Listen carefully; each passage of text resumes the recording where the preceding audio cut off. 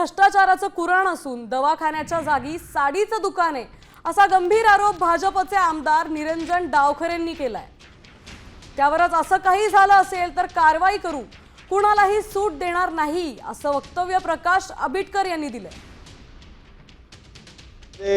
जो हा आपला दवाखाना क्लिनिक होता त्याच्यामध्ये माझा प्रश्न आहे की तो दवाखाना जो ठाण्यामधला आपल्याला बंद आढळला का, त्या तिकडे साडीचं दुकान होतं का, हा माझा प्रश्न एक।